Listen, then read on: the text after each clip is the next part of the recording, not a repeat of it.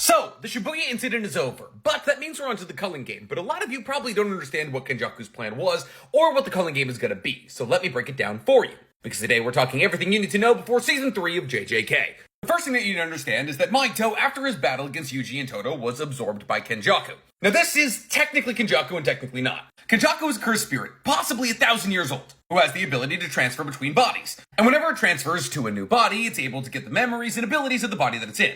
And that's why Kenjaku can currently use curse manipulation from Geto. And while curse manipulation is usually used to eat curses and release them, maximum Uzumaki is a secondary ability of curse manipulation. This is essentially the combination of a bunch of different cursed spirits to unleash a crazy powerful attack. And it burns up all the spirits it uses unless they're over semi-grade 1. Because if the spirits are over semi-grade 1, then Kenjaku/Geto is able to use their curse technique once. And thus, after Mahito is absorbed, Kenjaku uses maximum Uzumaki with Mahito in it, and gains the ability to use Idol Transfiguration, Mahito's curse technique, once. And thus in this scene, Kenjaku uses Idol Transfiguration on the entirety of Japan, but only on certain individuals in Japan. And those individuals fall into two categories.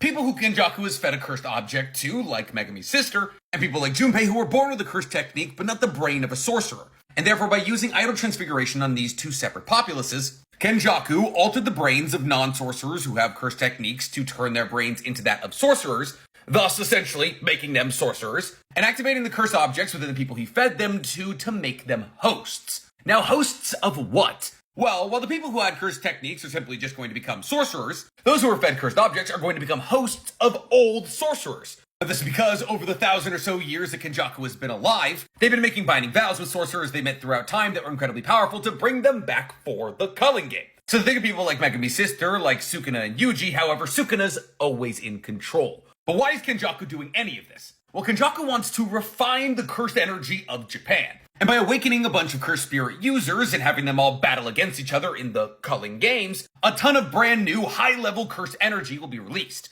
Especially because of the amount of misery that a bunch of cursed spirit users battling against each other is going to inflict on Japan. And Kenjaku wants to use that cursed energy for something. I'm not going to tell you what it is because that's a spoiler. But with that, that's basically everything you need to know heading into Season 3 of JJK.